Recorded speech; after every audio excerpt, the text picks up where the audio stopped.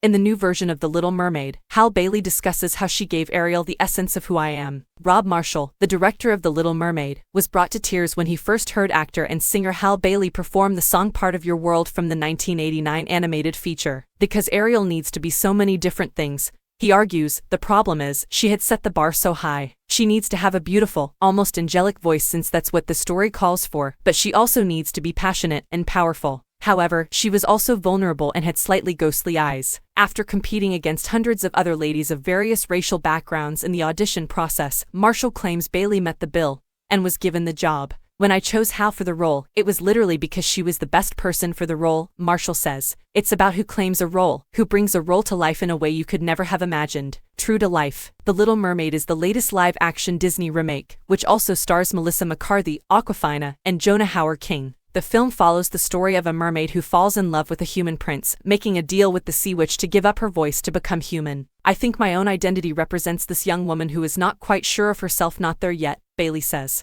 Bailey says she and her sisters would always pretend to be mermaids in the swimming pool, and that Ariel was the reason they all wanted to swim. I feel like Ariel has helped me find myself, and I feel like in terms of bringing myself to the character was really easy, she says. They let me keep the essence of who I am, like my locks and everything else. It's about who claims a role, who brings a role to life in a way you could never have imagined. The creators stated that they wanted to include Bailey's identity, especially her natural hair, into Ariel. Since she's had them since she was a child, it was crucial for her to preserve those. Nevertheless, I adore that concept because I found it to be so lovely, adds Marshall. With order to give it a more ethereal appearance, we took her locks and wrapped them with crimson. We then put some loose bits to it. That took days to complete, but she was up for the challenge. She was enthusiastic about that concept. In order to help the actors imitate swimming in the deep, the producers used a blue screen with visual effects for the underwater scenes, as well as harnesses, rigs, and fans. McCarthy, who starred in the comedy Bridesmaids, plays the villainous sea witch Ursula. She used to perform as a drag queen and says drag was an inspiration for her character. I've always been a huge fan of drag since I was in my teens, and I just think it's such an incredible art form, she said. It's like at the same time you can do an homage to somebody and you can also kind of poke fun at it.